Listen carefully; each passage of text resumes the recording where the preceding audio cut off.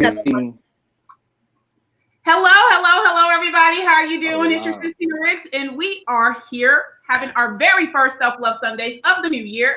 All right, we have Dr. Harrison Jones. We have Miss Selina Affram, who is joining us for the second time, and Dr. Jones for the fourth time. So happy New Year, guys. How are y'all doing? Happy New Year. Have a great, here's to us. Safe 2021. I'm excited. 21. I'm excited too. I'm feeling good about this new year. What did you guys do for the holiday for New Year's? Who just like laid around and kind of just didn't do nothing? Right here. I made sure. Right here. I was watching Investigation Discovery, and watching a bunch of true crime stories. I can watch those all day long. But anyhow, we can go ahead and get started. So today we're talking about toxic masculinity and toxic femininity. What in the world is that? What is that? I'll read like a good little synopsis, but before I read that, let's see what you guys feel like that is. You know, Dr. Harrison. I've been hearing about this a lot lately, just with everything going on with the family structure, with, how, because there's a divide in our communities about how the families should be structured with different things. And a lot of things that have been harboring or hindering us as a community is toxic masculinity. A lot of the things that we expect from women as a man, and we're just, pushing it out there. We can't be sensitive. We can't be emotional. We bully, other men that aren't as strong and as powerful as us. It's not good to be able to cry. That's what I think of when I hear toxic masculinity. And, I don't know if they have masculinity and then there's toxic masculinity. So we have to say, when does it become toxic? When it's endangering your spouse or someone you care about, or your friend or someone like that. So when it's hurting the people that are around you, your ways or your emotions or whatever you think that's got to be said, I think that's when it becomes toxic. It's okay to be masculine. I think that's one thing that men might be afraid of. Are you trying to make me into a girl? But I think a lot of times it's just, we got to say, well, it's toxic if you hurt somebody that's close to you because you're expecting these things that aren't really real. Make believe stuff. Yes. And Miss Selina. Well, I piggybacking on that, I believe it is toxic when it becomes unhealthy. For example, oftentimes we see in the news domestic violence, right? And that's the extreme spectrum of it when we talk about toxic, where it no longer is in that healthy relationship where, it's a give and take, but it's gone to the whole nother side of the spectrum where one person, as Dr. Harrison has said, is being endangered. There's possibility of someone being killed or someone has been killed, and I think that's something that our society has to definitely get a grip and a hold on. Relationships are tough, I think, when it comes from men and women and even just friendships. One thing that I've seen very often within a lot of memes, I don't know if y'all have seen this, is letting go of toxic relationships walking into 2021. I mean, have y'all seen that? No, that word has just become popular. We hear vibrations, toxic. It's like people are using these words a lot. Some things are toxic or not toxic. Some things are, abuse. Toxicity and abuse are two different things, and they're being used interchangeably. But for the masses, we'll stick to what they're saying. Clinically, that's a little bit deeper, but we'll stick to, what's trending, which is the word toxicity. Okay, so we will read what is that? What is this toxicity thing here? So while I'm looking up a really good definition for it all, I just want to say Happy New Year again to everybody. Happy New Year. Happy New Year. And Ghana, we say healthy. We're here. That in and of itself is enough to be rejoicing about. Guys, you guys may not have everything that you want. You guys may not even know what it is that you want this year or how you're going to get it. And you're just coming out like, I used to run track. Last leg 4x1, last leg 4x2, 400 meters, right? Okay, so you're in those blocks, and you got to go, right? But you don't even know what you're going after. You just know that you got to go because you got to win, right? Well, I encourage you to kind of slow things down, and you're not in competition with anybody, okay? You need to be on your own path and on your own journey, and try not to look to the left and to the right too much this year, and really just focus in and hone in on what, you need to do for yourself. And if you have to start with loving yourself and, understanding some of the areas where that you're hurting or you have to wall up, like work on chipping down that wall, do some self-work, do some self-development, and don't, be trying to, come out them blocks, I gotta go because everybody else is going. Hey guys, we're still in quarantine. We're still in quarantine. What does that mean? That we're still healing. We're still in this phase of the world right now where we're still transforming things, right? So let's keep working on that transformational energy instead of the competitive energy, because guess what? We can just blow up a whole year with toxicity by trying to compete with one another. Okay, so just keep that in mind. So I have it pulled up now here. So let's see here. A woman won't let herself eat anything but a salad while on a date. That's a sign of like feminine toxicity. Every sweater in a woman's closet is thinner and frailer than any man's possessions. When a parent insists on piercing the ears of a moments old girl baby to ensure she looks ornamented and sufficient pretty, having a girl complicated nightly facial care routine is essential. If buying a gift for a woman, they reach for something soft, sweet, and non-threatening. Insecurity persists because the toxic imbued woman wonders, am I appearing adequately alluring and undemanding? This is not merely sexism, but toxic femininity, though both are certainly partners in crime. So what's the partner in crime? Sexism and toxic femininity. Okay, so sexism says that a woman is too frail or docile to play a contact sport. Toxic femininity says that you don't want to play football anyway, sweetie. You would look horrible and sweaty in a helmet and pads. Sexism is focused on robbing women of their status and rights. Toxic femininity is about defining womanhood so shallowly that a woman feels gendered by basic human acts or neutral preferences. Both factors lead to women being compressed into impossibly tight, uncomfortable shapes. That's like figuratively and literally uncomfortably compressed into shapes. Okay, so that's what toxic femininity means, and we will read about toxic masculinity next, but let's talk a little bit on the toxic femininity. All right. Hey, guys, if you're watching, you can also leave some comments, and we'll be sure to incorporate those into the episode today. Sure, man. So who wants to go first and kind of, tell in detail some more about how you could identify with some of that? So it's like sexism versus toxic femininity. I used to coach girls basketball and girls track. So I kind of ran like true to some of the situations I've been in where I'd have a team full of young ladies that were eager to play basketball. But with ninth grade, everybody doesn't want to pick up a ball. A lot of girls might not. They just are shied away from it. And you have to kind of fight through that toxic femininity. Say, you can shoot, you can dribble, you can box somebody out in the paint, you can throw some elbows. And that was, basketball. Like, even just saying basketball is a man's sport, that's just, that's sexist in itself, So I think that, one of the things is seeing that, we kind of have to I think one of the things is trying, how do we get away from those things? Break those stereotypes, because you have the most successful women like Serena Williams, and I think she's the best tennis player I've ever seen in my entire life.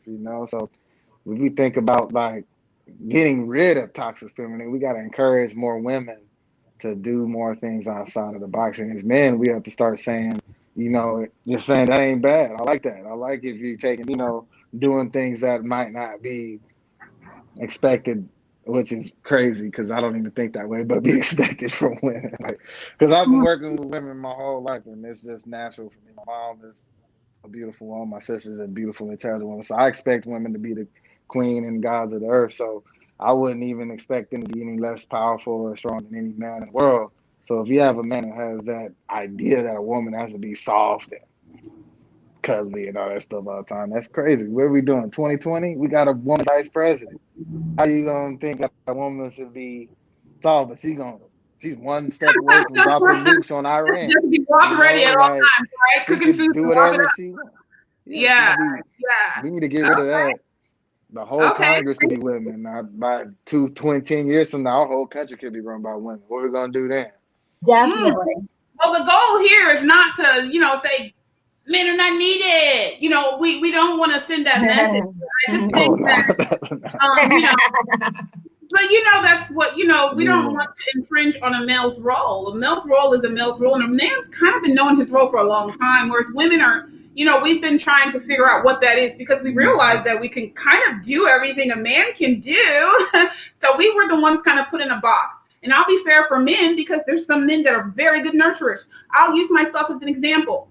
I recently got divorced, and at this current time, the way that I have the decree set is that, he has full custody and I do visitations. I'm very busy with like 3 companies and employees, and, I'm all over the place. And I just think that it's better that they're with their father. He does a lot of outdoor activities with them. He has more time than I do.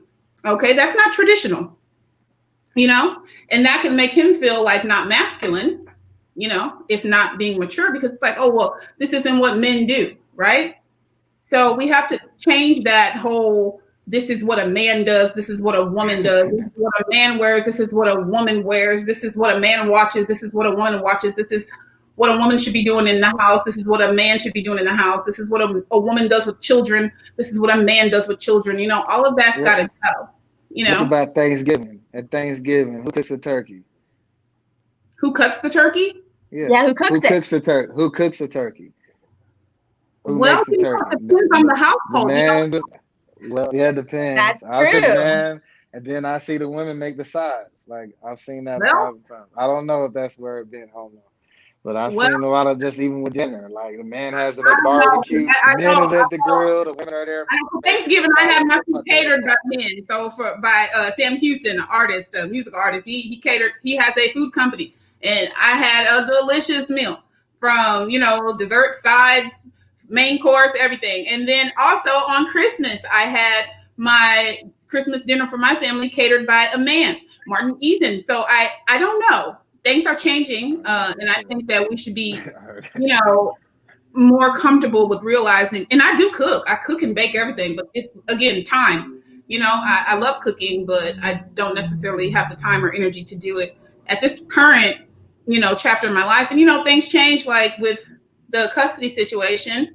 Once they're a little bit older and potty trained, I'm making them do all the hard work. Then, we'll probably flip-flop it. And, I'll take over full custody and he'll do the visitation. So it's just all about what works for your family and what's going on with the, man and woman in that relationship or in that, divorced parents, co-parenting and all that kind of stuff, So roles change, things change, things can be interchangeable, and things can be fluid where you can be feminine and still appreciate the masculine energy that you have, and some men have more feminine energy.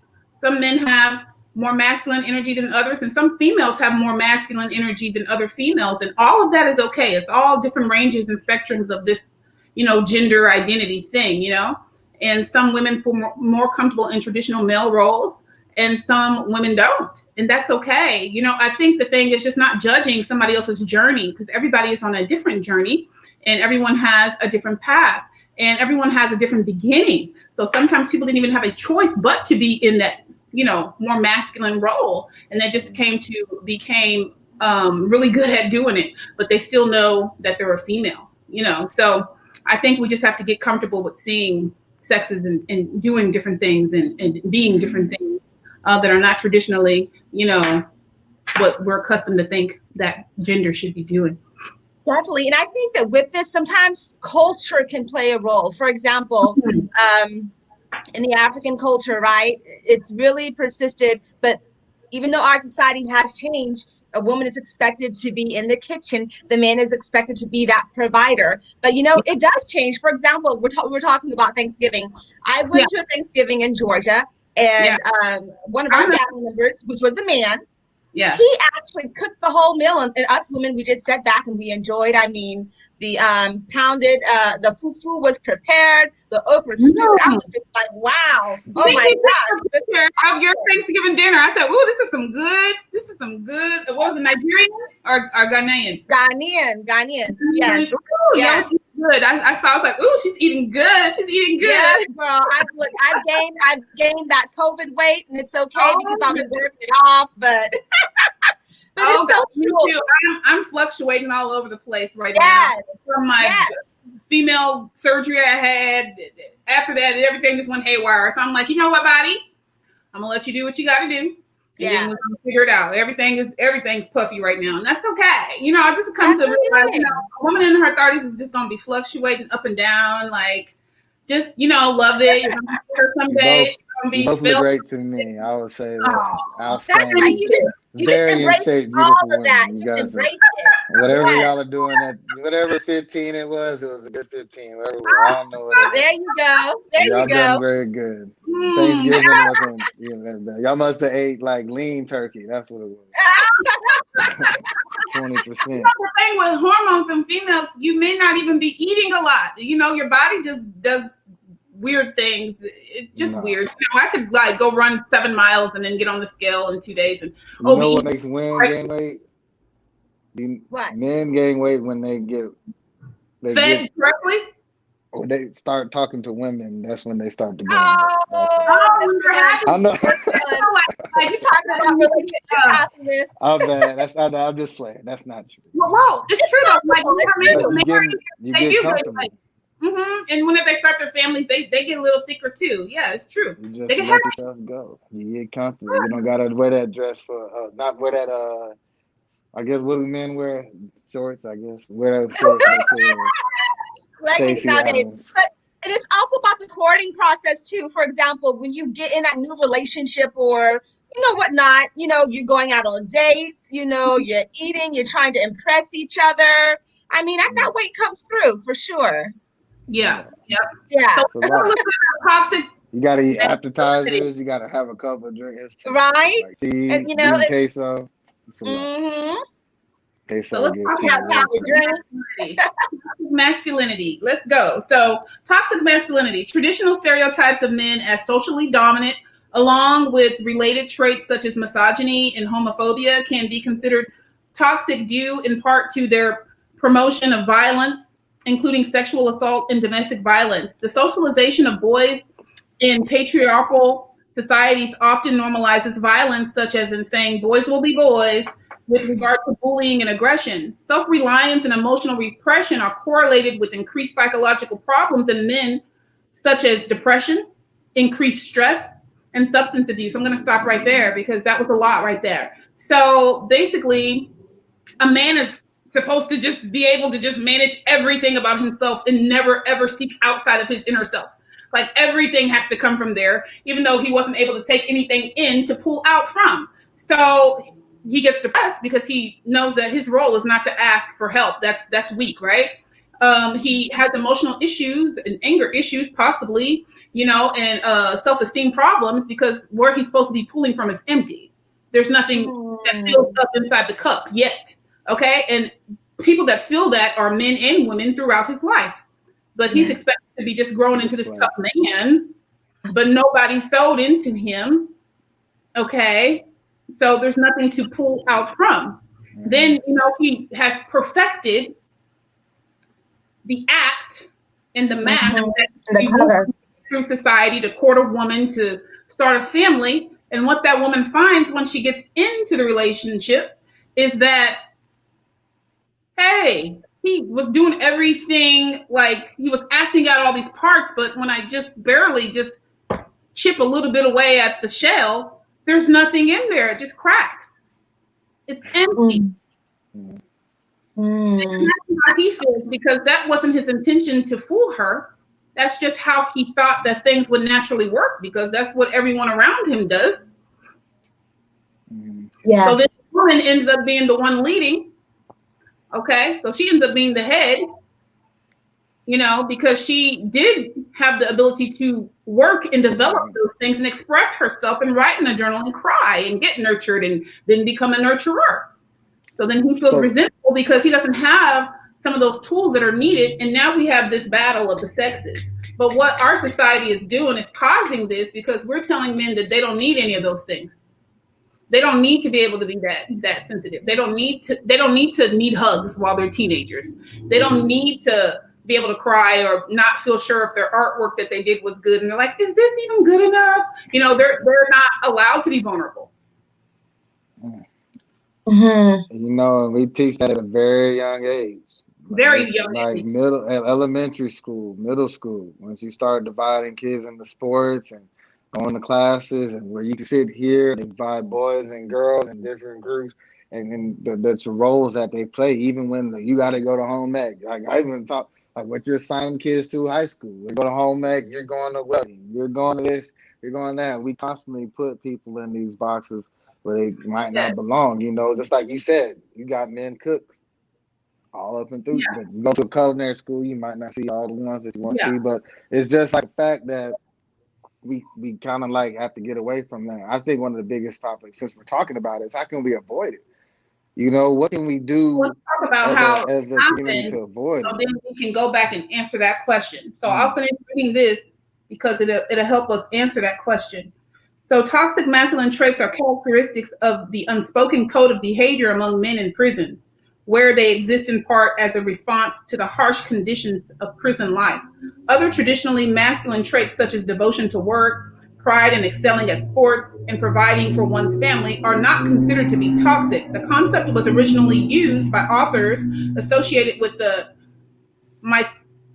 mythopoetic men's movement, such as Shepherd Bliss, to contrast stereotypical notions of masculinity with a real or deep masculinity that they say men have lost touch with in modern society. Critics of the term argue that its meaning incorrectly implies gender-related issues are caused by inherent male traits. Did we catch all that? Yeah. We're digesting, yes. So we haven't. So basically, we lost track of what it was to be a man. We lost track of what it was to be a man. Let's just say, you know, this was saying, you know, the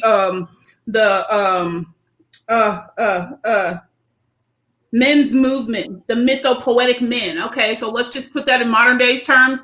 Hollywood, okay, mass media, what the media feeds us of what a man is supposed to be and what that looks like. Growing up, we are all title views. Who's the 80s baby? I'm 84. Oh yeah, 82. 87. Ma's here. Hey, Ma. Hey, Ma. Hey. Hi, guys. How are you? I'm so sorry. I was on another call. A lot of things going on in 2021. The boss have arrived. That's great. Y'all gotta go on YouTube and watch some of these. Outstanding. Have y'all seen some of her raps? Have y'all followed any of her career? Just look it up under Tina Boulay. I've heard of her before. Look up under Tina Boulay. Okay. Fire. Okay. So thank you. Back to our what was I saying before she joined? She just got me all off guard. You were talking about masculinity, Hollywood. I heard you a little bit. Yeah. Thank you. Boom. You're gonna answer that question. Okay. So society and mass media, we have the best media. Sorry guys, I know that I have my brothers and sisters all over the world, but we have the best Hollywood type of movies coming out. We have the biggest budgets. Okay, so our films are the gold standard. Okay, then we got our Nollywood, hey Nigeria, and we got Bollywood, hey India. Okay, so we have those ones that are pretty big too. But it all started with Hollywood, and Hollywood fed us these roles, norms, and they also fed us some other things as far as what race and what, and those stereotypes are all fed by the mass media. So that is affecting what we think that we are able to do as men and women, because a lot of it isn't biblical. We try to say, oh no, it's like Christians that are putting these roles. No, it's not, because Adam wanted a helpmate. He didn't say that he needed a woman to have her wop ready and just to be cooking in the kitchen all day and making babies. That Adam needed a helpmate, and God got him a helpmate. So those are like partners. They're doing things together. It doesn't say that one was up here and one was down here. Right. So the playing field is level. Adam and Eve were created, but he didn't say, Adam, you're in charge. Eve, you gotta stand by. Like, Yeah. even if back then Eve would have been a hunter, right? Like she had to cook. Like they didn't have kitchen back then, so she would have had to go find the food, go Make spear a the fire. right. Yeah, go. She was doing all the work. Even then, you look at prize or like Animal Kingdom. You see that they have the female is the leader of the pack sometimes. And so I mean that's I've seen that in several like with the family structure. So the lioness I is think the lioness. she's Yeah, the doing lioness. So, everything, I and he's mean, out there, bringing the food home. But I mean, she has a big responsibility because she's got to keep the whole pride in check and everything. She's got a big role. I think one thing that Definitely. was the patriarchy that we've created through our entire society over the past 2000 since the Bible was created was has kind of like this caused us to believe that man is all powerful, because when we put everything in the sky as God as a man, that we're going to neglect the fact that hey, they're both created the same. They're both here, Adam and Eve, so they had to do something. And they both had the same ideas. They both talked to the same people. They both could have ate of the fruit. That this is a Yeah. equality. So I It's a kind of compliment. agree.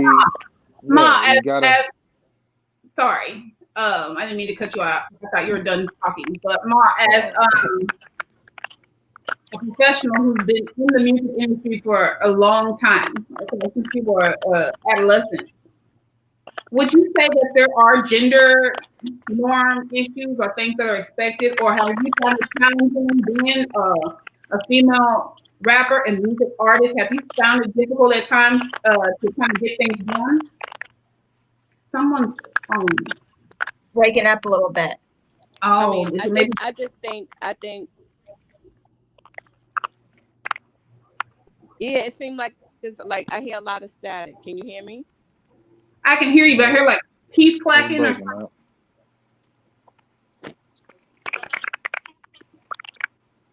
Like typing or something. Seem like we have a no. It's just a lot of crackling. It's like we have a bad Oh, it's reception. crackling. It's like I can. Whenever you talk, I can hear you though. It's got like some type of a delay. So yeah. So what I was gonna say is, I think a program has been created long ago. Even the story about the Adam and Eve, there's stories before Adam and Eve was created with the ISIS. So listen, there's a lot of things that's been turned upside down. I think there is a gender issue because it's certain things that's required from a man, certain things required from a woman. We human beings, and I think everybody should do a job and bring something to the table. If you go back to history, women was warriors back in the days, and when they said God is a man, God said he made man in the image and he did not mean male. I mean, to be honest with you, we the closest thing to God that a male ever seen on this earth. We're able to feed babies off our bodies. We're able to reproduce. You're saying we're able to feed She babies and said reproduce we're able to reproduce. and feed But we babies. do need the man to make that happen. Able to lead tall buildings with a single bound. I like women, super women. I think that's dope. She was right though. This the closest thing to God. You can create life.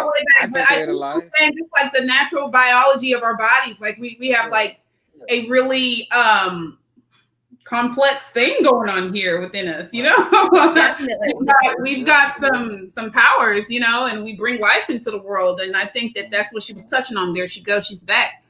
Definitely. All right. Okay, it's still a little strange. So, can you kind of expand on some of what she was saying? Definitely. I mean, I agree all the way. I mean, as a woman, there is so much that we are capable of, and the boundaries we should not be limited into one box or that boundary of what we can do. We can help provide life. We can feed that child, right? We can also work as well as being sensitive.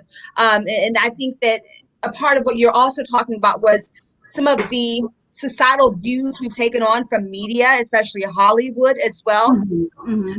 Back in the day, right? women were, especially Black women, if we want to go that way, were given only certain roles in Hollywood, right? They were always like a mammy. They always had a certain role. But as time has gone on, we've been able to break out of that box. And that's what we want. We want that continued growth for women, for all people, really. And it's not just that, you're in the kitchen like we've talked about, or, that you're just a caregiver. But that you as well can make businesses. I mean, there are so much more women CEOs nowadays than what we had 10 years ago. And that breakout role is continuing to grow. And the same thing as we expect from, or we think of women, we can also say the same for men, right? They can be those caregivers. They may not be able to give life, but they can be at home. They can also be out there working as well and providing and keeping an open mind to receiving that and allowing that to work. And it's not always just thinking about what society has to say, right? It's about what works for you and your family, what works for you and your household, and not allowing those things to always come and have a present place in your life.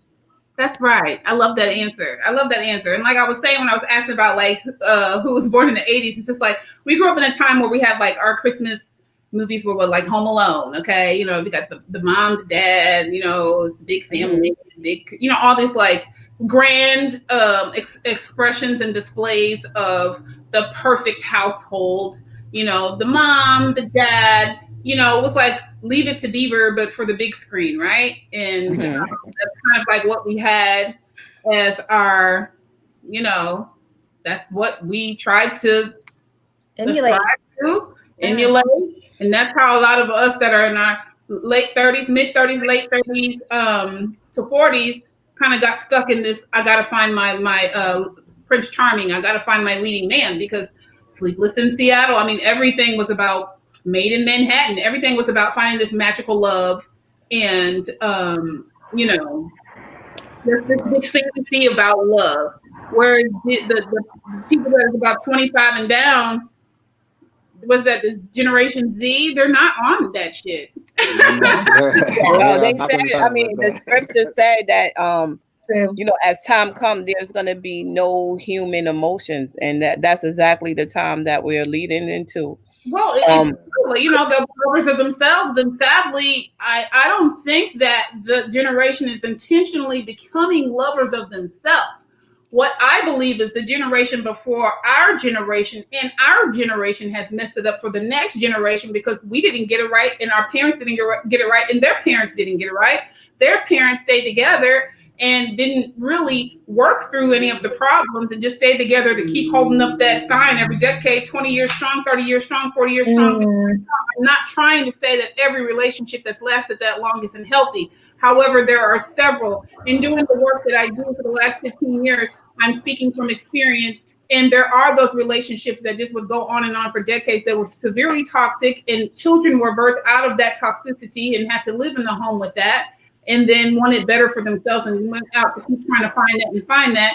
Then the next generation came along and saw that other generation that they were looking up to had broken homes, divorces, children's out of wedlock and things like that. And they're just like over it. I'm done. But you know what? I think society just have a lot of impact on that, because there's kids that come from families that had a mother and father and grand that stayed together forever, and they still follow the trends up to date. You think so? It's the majority of what's going on. You understand? People love different now. The message is, okay, you know what? If you ain't taking care of me, I'll do it myself. I don't need a man for nothing. It's the message that's out there is going to change the direction of the future. No matter whether you come from a home where your parents been together for years and your grandparents. It's like you tell your parents, like, well, this is a different day and time. Women are independent, which we always were, but we have more independence now. We have more rights.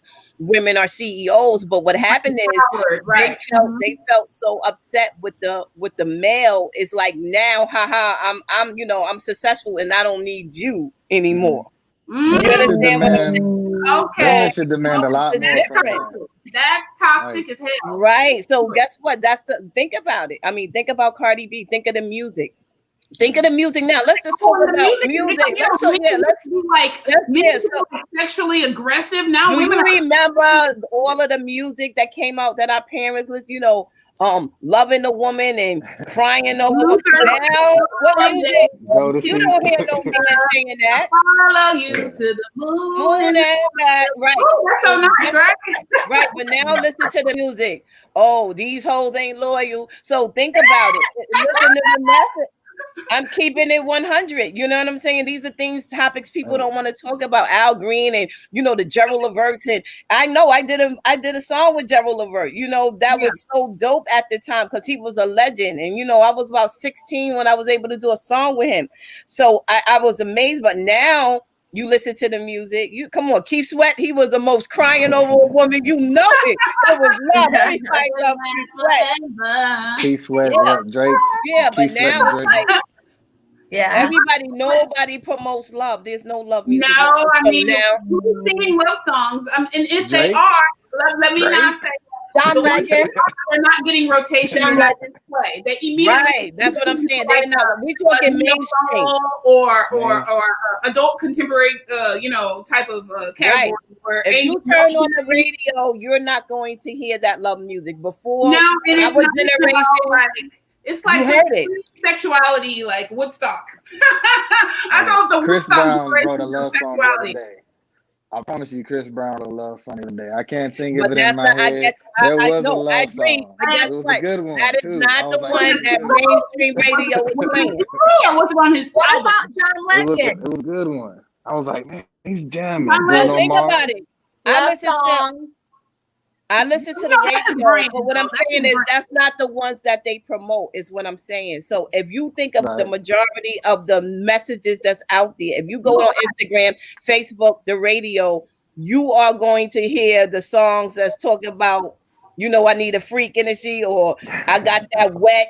True. Listen to the main song. Think about it. Women talk about their bodies and their vaginas like that, or I'm gonna smash this vagina in your face. Like, whoa, what's happening? Now, Ma, is that bad? It's very violent. I'm scared for female caretakers and nannies with little boys now, because it's not bad. It's just a different message, and that's why I'm saying you got to think about. It's almost like having an iPhone, and you remember your grandmother had phone books. She knew everybody's number. She had a phone book. Yes. Now you just plug it in your phone, and if your phone hit that ground and crash, you're gonna be like, I don't know nobody number. It just changes the way the future is going. Period. I don't know bad, good, or indifferent. It's just different. For us to navigate through some of that, because we had some trashy music back then too, but it wasn't getting as much play as the good stuff. So now I think it's flipped. Right. The ratio was different. There was 95% love songs, 5% the trashy. Now it's 95 but trashy, 5% now love. We gotta go, maybe we should do we recommend listening to this for some more wholesome music, because you're not gonna find it by flipping your on. And that's what I'm saying about relationships. Like I said, you hear it every day. A woman like, oh, if you ain't coming to the table with this, I don't need you. I'm successful. So again, it's throwing the man out the house. So listen. Yeah, or men are like, hey, especially with Black women, I feel like they don't mind taking care of other races, but Black women, you're not gonna go dig my funds. Like, no, you go do you. You go build yourself up. Like, what is this gold digger thing? Because a lot of times you don't even have any money anyway, but you're always saying that someone's trying to go dig your funds. It's really bizarre. Yeah. It's just a shame. I was listening to Too Short the other day. He said all he really dates is mixed racial females. And it's just like yeah. Who's gonna date Too Short though? If you got Too Short. Who's gonna seriously date Too Short? Back here in the back, you're just out the game. You ain't even considered. You better go make your own money. You better go get 3 jobs, because you ain't gonna get chose. Yeah, but what I'm saying is the messages is like, we have to love ourselves. My thing is, he has a Black mom. You know what I'm saying? So it's like a smack in the face at the end of the day. If you don't love yourself, then of course you can't love what you come from. Period. Right. Wow. Now didn't go deeper than that, because it's like, how did you get to the point where you don't love where you come from? Well, gosh, who is loving that race? We take attributes. Media, social media, they push in your face what's beautiful, what it looked like, the females they choose. So how can you blame men? I never ever have blamed Black men and guys These are not blanket statements, okay? We know that there's black men that love their black women, so don't even. Oh yeah, yeah. Now we're talking about the ones that promote leaving their race and going to other races, and also men who are in mixed race relationships. We are not talking about you, because that does not mean that that was your mindset whenever you fell in love. You cannot help who you fall in love with. Right. Love is love. Relationship. Love your beautiful children and wives and all that. Now we're going to talk about the ones who have the sick mindset, okay, and how that happened, and how we're not even beating you up. We want to love on you and we want to educate you. Okay, you got that way because you don't want to be on the losing team, period. And you see some destruction being done against your own, and you're just like, I just want to win. And if I'm already black, I'm already a man. I want to win, and I want my kids to win. So I'm gonna link up with somebody that doesn't have this heavy, big brick on top of them that they gotta like chip through for 15 years before they can break through. I just want to go do me. Okay. So that's what's happening. So, we've just abandoned our black women as a whole, and we black women have to rise up, and we have to love ourselves, take care of ourselves, and say we are worthy, and we are worthy of love. And no, we do not have biracial hair because we're black. And there's nothing wrong with being just black. Right. And exactly. And that's fine, that we're just black. And we are not loud. We are not ghetto. We are educated. We are all those things. So we are going to show you instead of tell you. And we're going to love ourselves while doing it. So it's not about, oh, look at us. It's just, we're going to be us. We're going to love us. We're going to support us, because we already said we're all these things, right? So we all come together, and we already are educated. We already have funds. We're already all these things. And guess what we're going to do? We're going to create more. A big new subculture of just powerful women. Okay. Yeah, but the only thing but the thing about black women is we are not discriminatory like everyone else is to us. So what happens is, what happens, Tina? Powerful women that are not black too, and we're gonna build a beautiful new subculture that does not play these colorist games and all of this silliness. But that's why everybody have to keep the love channel open, because when women, us black women, well, Morris women, we're not black. There's no such thing as black, but that's another topic. When the Morris woman, becomes empowered, she becomes the thing that she didn't like. See, that's the thing. You have to make sure you keep that love channel open, because now you're like, oh, you treated us like this when we were here. Now I'm here. I don't want you. You understand what I'm saying? So it just becomes like a back and forth. That's why it's going to take a lot of training, a lot of patience, a lot of self-love, a lot of forgiving, so we could get back on track. And therapy. Absolutely. Therapy as well. It's a mental thing. Dr. I see you chuckling up there. Tell me what's on your mind. I don't know if I'm gonna give advice out to women, but like if a man says some stupid stuff like that, then he's just an idiot anyway. Even when I'm listening to it, I'm like, that's crazy. In 2021 now, you're literally saying you can't talk to another girl because of the color of her skin. How are you gonna do that? That makes absolutely no sense. But the argument is everybody has the basics of That's crazy. It doesn't make sense. Ignorant. But you having a preference. You can have a preference for someone that's not your race. Okay, just what is the mindset behind that preference? That's what we want to heal. If you love Brazilian women, I don't care. I love Brazilian women too. I think they're beautiful. Right. But they're gorgeous. Stated because of the social. I can her hair if I need to. Now, why do you have that as a preference? Is the thing. You said that it was a status. A healthy reason, then that's cool. If it's an unhealthy reason, then that's what needs to work to do. Exactly. If you have a preference based on because they're better, then that is an issue. If you fall in love with somebody and you just love them, you vibe with them, then so be it. I agree with you. That's right. Can somebody read what Mike on Mindy says? He's watching from YouTube. Hi, YouTube. Interesting. Mike says toxic masculinity is a feminist construct to pathologize males by pathologizing masculinity. Anyone who uses this term as though it is a real thing is an idiot or a misandrist bigot. Right. Now remember, now we addressed that at the beginning of the episode. We don't like the word. This term is like what's going on in the mainstream right now. It's not a real clinical term. You know, being a real licensed psychotherapist is not something that we use. So toxicity versus abuse are two different things, but they're used interchangeably. In the masses, you know, the mainstream media will use all kind of different things. Whenever we were younger, you know, it would be the magazines that had it, but now we see it all over like social media, Instagram. And also what happens a lot of times whenever we follow celebrities for our mental health help and self-development, you know, things can kind of get misconstrued because a lot of times because of the platform they have, they're able to talk on some topics, but they may not be hitting them all the way correctly because they don't have the proper educational background behind it. Right. Just got to be careful where we get our information from and, you know, who we're following for important things about our health. You know, just the same way I would, you know, I love OBGYNs because I'm a female and I have a vagina.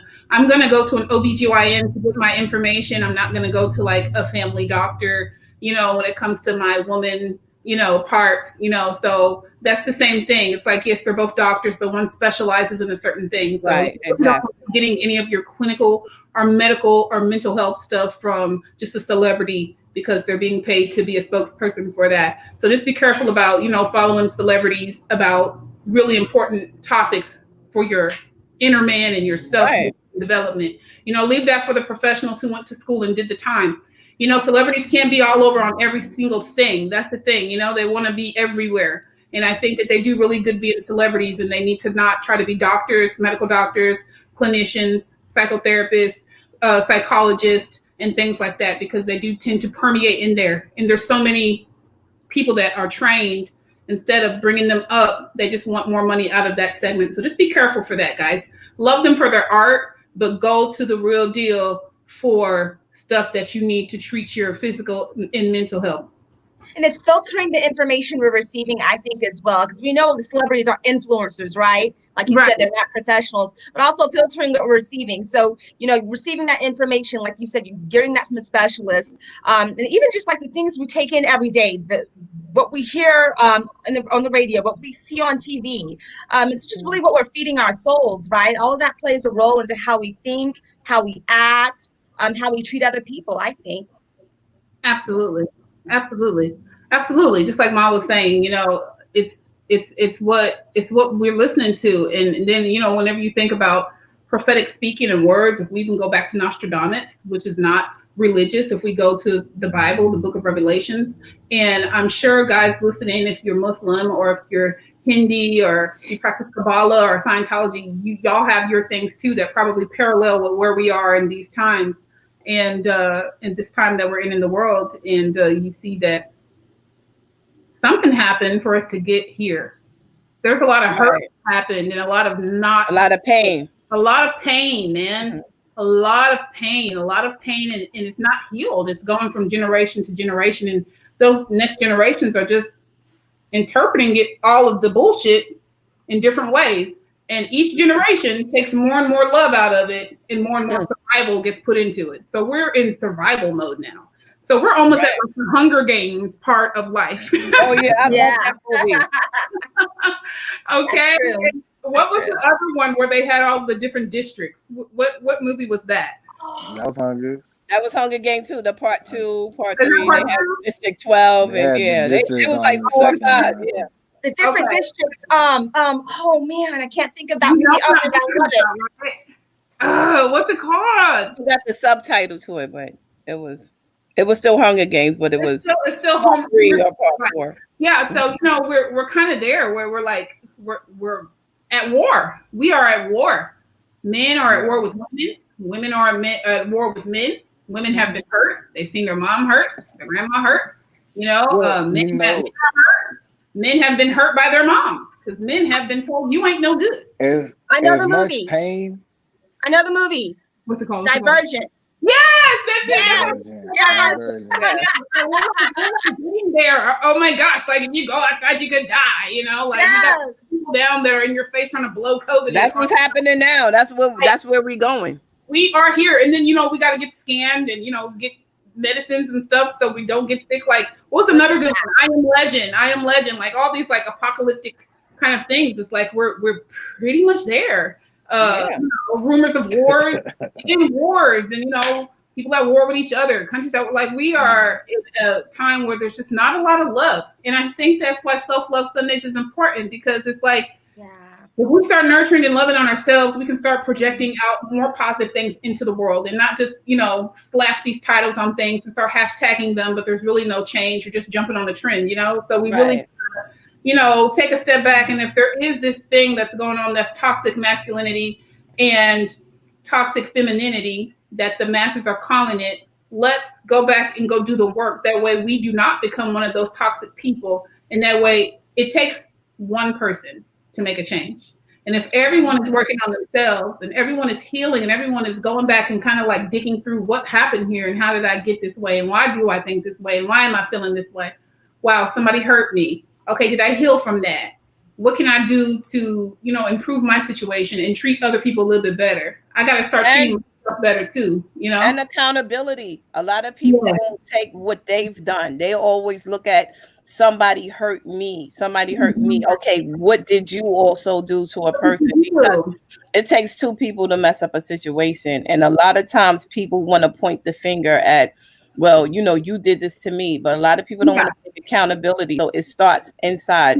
Once you realize how you reacted on a situation or how you spoke to somebody when you didn't need to, even if they made a mistake, does not give you the right to treat somebody like they're a piece of shit. You know what I'm saying? And it's about how you handle things. So sometimes we get mad because of our ego and, oh, you wasn't supposed to do this to me, that to me. They could take a situation and turn it 3 times forward. And a lot of people, again, do not take responsibility and accountability. So I think that's important. Amen to that. Absolutely. Sometimes that person really feels like they're not doing anything, but their crime is not loving themselves and allowing themselves to get put into that relationship with that person because they still weren't loving themselves correctly enough. Because if they were, that would not have ever been appeasing to them. Or they would have been able to discern the true spirit of that person, and they wouldn't have gone that far as to be in a relationship and be in this like stronghold with this person. So sometimes the crime is not loving yourself. Sometimes you really didn't do anything in the relationship and you're being taken advantage of because you are being too kind. But too kind, again, is a sign of something's not right on the inside. Something's not right. Your boundaries aren't up. You're not loving yourself properly. So if you really can't find fault in what you're doing in a situation, or you really don't feel like you are offending someone, then what you got to do is look at, how am I loving myself then? Okay, so I'm enabling someone to be abusive, and that is part of the abusive cycle. So I still do have a part in this, and I still do got to do some work. Okay? Right. Start taking actions to love myself and stop doing the actions that are causing the abuse to continue. I've stopped it. Even if that means that person leaves, or I got to figure out where I got to go. That's the beginning of change, and the beginning of hopefully a more healthy cycle. If that person continues on to be abusive, that's not your problem. But what you're going to do is not be abusive to yourself. Right. Starts with self. That comes with anything. You got to be able to see other people, and you got to see yourself in other people too. You got to be able to recognize that just because y'all are in this situation together, that they're no different than you. They have the thoughts and the doubts and the emotions and the trials just like you do. And so when you're a man or a woman, if you're dealing with anyone in a relationship, if you can't see that person as yourself, then you're not going to have a real true relationship. I think part of us growing as a people in the world is recognizing that we're all one and the same, and not seeing that division. So that's why it's kind of interesting we have masculine and femininity in here, is because we got to stop seeing that division between all of us. Y'all 3 on this call, I don't see y'all as any different than me, because we're all trying to do the same thing in this world, and that's grow and help people. And so we all have the same page, and so we need to start viewing each other as what's truly inside of us and what's really making us breathe and walk as humans. And that's whatever, you know, that spirit that's within us that's able to guide and help everyone out in this world. So, you know, we got to stop separating and using those things that divide us, because that's what's going to end up crippling us when we come down. Like you said, in the apocalypse, we got to stick together. Love is the only thing that got everybody through the end, and all those things at the end. And the people that survive love each other. That's right. And the way to help people right now is to help them nurture themselves, because we spend so much time looking outward to get healed for something that is like a deep-rooted hurt from a generation before us. And we're trying to find other people out here to help us, but that person's hurt too from what happened with their family too. So right. Not fair to be trying to make people that are trying to heal and are on their own journey come and heal you. What's wrong with you? Why you can't figure out how to heal yourself? You got to be true with yourself and be self-reflective and really be honest with, why did I make this decision? Why am I laying here not getting stuff done? I'm hurting. Something is hurting. And also having that compassion. Yeah. That compassion for the next person, because just as you may be hurting, you know, you may be going through something and someone else doesn't know it because you look strong on the outside. You walk a certain way, you talk a certain way. So your pain is concealed and people don't know that. So I think having that compassion as well, because people deal with things differently than you do, right? Just like a man and a woman, you may deal with that pain, that hurt a different way, and just having that compassion, giving them just a little bit of grace. That's right. So that's right. That's some people don't know how to. Some people don't know how to address and speak on their hurt as well. You know, they don't want to show the weakness. Some people don't like to talk about the root of, you know, where everything started from. And, you know, a lot of people hold things in. I mean, I know some troubled people who's been through a lot, and some people are able to maintain and have healthy relationships. Others are not. It's just they destroy and poison everything they touch. Sometimes there's nothing to do with change that, and you got to know that. Like, that's not your job. Please, not your. I always tell people that's not your ministry. Okay, that's not your ministry. You gotta. You know, you said what you needed to say. You got to move on, because everyone isn't gonna, you know, take the kindness or compassion that you're trying to give them. So you give them, and you gracefully move along on your journey, because they're not going to change. That's the thing about humans. Every human is not the same. So we all look the same. We all have a head and legs and stuff like that. But what's going on inside of that spirit, we are beings. Absolutely. Some people have ascribed to things and spirits that have them suppressed and vibrating low, and they love it there. So you got to understand that some people enjoy living like that. And when you feel yourself being pulled into a sunken world, you got to realize this isn't right. How come every time I say something positive, it gets twisted into something nasty? How come every time I try to share, it gets twisted into something that's wrong? That person is volatile in spirit, and they love doing that. It's fun for them. They like misery, okay? And misery loves company. So in 2021, you got to beware of these people. And sometimes, sadly, they're right next to you at home right now as you're watching this. Exactly. And you have to start figuring out how you're going to survive spiritually with that. I'm not telling anyone to run away from their home, but you got to start realizing that the battle is a spiritual one, and you got to be victorious, and you got to start working on yourself and loving yourself through that, and giving yourself positive affirmations and all the things that you can do to help yourself get back to that place that's higher, because that high energy is what called that person to you in the first place, because they don't have any of that in them. So if you know that you are a very positive person, just beware, not just in 2021, but for the rest of your life.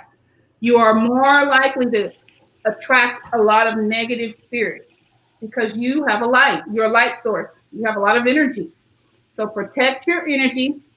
And if you have already put yourself into a situation with someone, or you have children with that person, you probably can't get rid of them. But you have to learn how to keep your positive energy and stay on focus, and, you know, in the right path and direction that your life should be going on, even though you have these things that you probably can't get rid of that are not like you. And you just have to start to know, like, this person isn't like me. And then that's like therapy, to learn the skills to navigate through that, or your higher power in therapy. and be able to still be productive and get the things done that you want to do this year and for the rest of your life. Okay, because they don't have the victory, you do.